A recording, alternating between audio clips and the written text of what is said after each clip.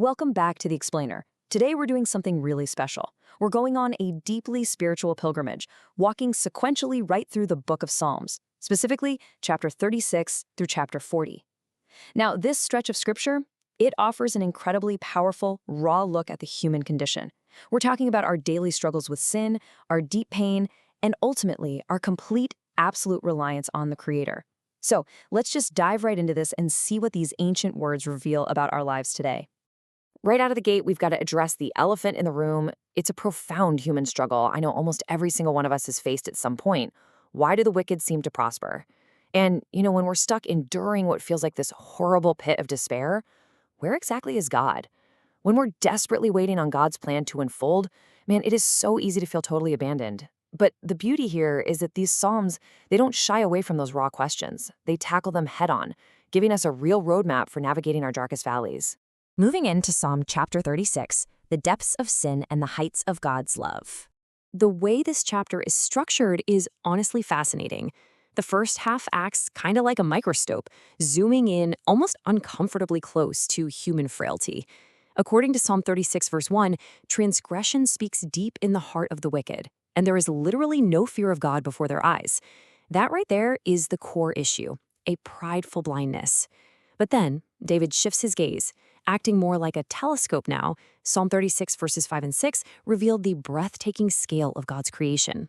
He describes God's mercy as reaching all the way to the heavens, his faithfulness extending to the clouds, and his righteousness standing as unshakable as the great mountains. So yes, human sin is devastating, but it is entirely, completely eclipsed by the staggering scale of God's love. And here's the thing, we are completely incapable of producing our own light. The world can be an incredibly dark place, right? And relying solely on our own fragile wisdom practically guarantees we're going to stumble. As Psalm 36 verse 9 reveals, true life only really begins when we connect directly to the source. He is the fountain of life. And it's only through God's radiant light that we can truly see our path forward within his providence. Which brings us to Psalm chapter 37, trusting God's providence. Now, this chapter directly addresses that burning, deep-seated frustration believers feel when the wicked seemingly thrive without any consequences, while those of us trying to live righteously face just unending hardship. Well, Psalm 37 verses 1 and 2 offer a massive reality check. David tells us straight up not to fret because of evildoers. Why? Because worldly success apart from God is incredibly temporary. Think of it like the green grass you see in the early morning that just completely withers and dies under the burning afternoon sun. We should absolutely never envy the unrighteous because their prosperity is so fleeting, whereas God's plan, that is eternal. So instead of giving into that frustration, the Bible actually gives us a very clear, actionable sequence of commands right in Psalm 37, verses 4 through 7. First, we're told to delight ourselves in the Lord, finding our ultimate joy in him, not in worldly comparisons. Second, we have to commit our way to him. And third, and this is probably the hardest one of all, we are commanded to be still, rest in the Lord, and just wait patiently for him to act. To really grasp what it means to commit, we need to look at the original Hebrew root word, galal. It literally means to roll. So I want you to imagine a heavy, crushing boulder of anxiety, grievance, and burden just resting right on your shoulders. The scripture is telling you to actively roll that massive weight entirely off your shoulders and directly into God's highly capable hands. You do not have to carry it.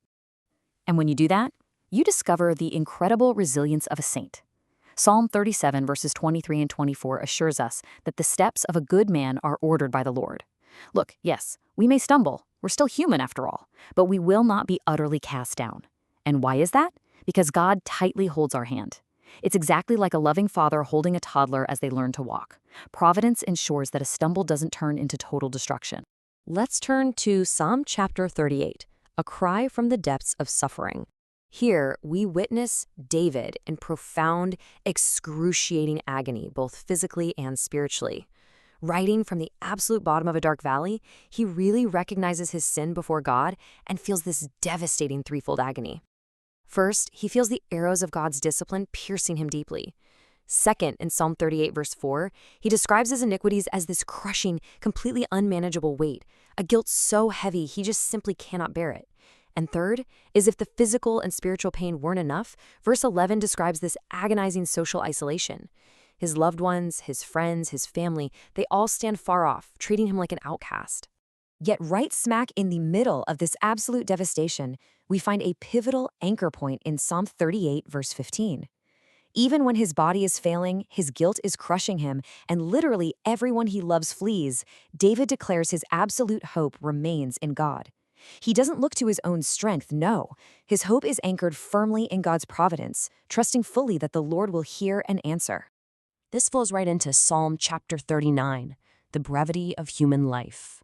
So David is still suffering here, but he makes a choice to place a muzzle over his mouth, absolutely refusing to complain in front of the wicked. And this forced silence, it actually leads to a really profound reflection on our mortality and our tiny place within God's vast creation. Think about it. 70 or 80 years, that's the typical lifespan we all hope for, right? But in Psalm 39, verses 4 and 5, David realizes that compared to the eternal nature of God's plan, our entire lifetime is just a mere handbreadth. It's literally just a breath. We scramble, we gather wealth, we stress over our daily lives, but in the blinding, eternal light of God's majestic creation, our days on this earth are incredibly fleeting. But listen, this realization isn't meant to drive us into despair or nihilism, not at all. It's actually meant to liberate us. As Psalm 39 verse 7 reveals, knowing that we are merely passing guests on this earth shifts our ultimate trust entirely away from worldly things and places it squarely, 100%, onto God. If our lives are just a breath, well then our only solid ground is the eternal Creator. And that brings us to the triumph of Psalm chapter 40, a new song of deliverance.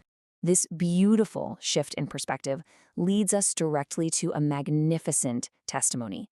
It's the breathtaking result of God's plan unfolding to directly answer the desperate, agonizing prayers we just witnessed.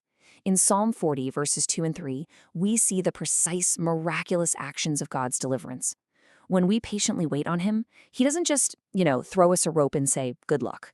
No, he actively lifts the believer out of the horrible pit, right out of the miry clay. He sets our feet upon a completely solid rock, establishing our steps.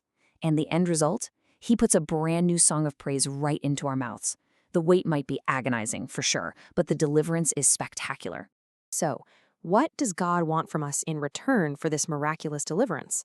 Psalm 40 verses 6 through 8 makes it super clear that God isn't looking for empty religious rituals or formal sacrifices. What he deeply desires are opened ears ready to really listen to his word, and a heart that joyfully surrenders to obedience. He wants us to be able to say, I delight to do your will, O my God. Now, we know life isn't a fairy tale, right? Fresh trials will inevitably come our way. Yet, as Psalm 40 ends, we are left with this incredibly comforting reassurance in verse 17. Even when we feel utterly poor and needy, we can still find absolute, unshakable peace. Why? Because the creator of all things, the author of providence himself, is actively thinking about you. Let that sink in. He hasn't forgotten you. He is your help and your deliverer. So as we wrapped up this explainer, I want to leave you with a deeply provocative question to really chew on today. Are you furiously striving in your own fragile power, just exhausting yourself trying to fix your own life? Or are you willing to completely roll your burdens onto the Lord, stop all that striving, and actively wait on God's providence to lift you from the pit and give you a new song? Because I promise you, that choice changes absolutely everything. Thank you so much for joining me on this incredible journey through the Psalms today. Keep seeking his light, and we'll see you in the next one.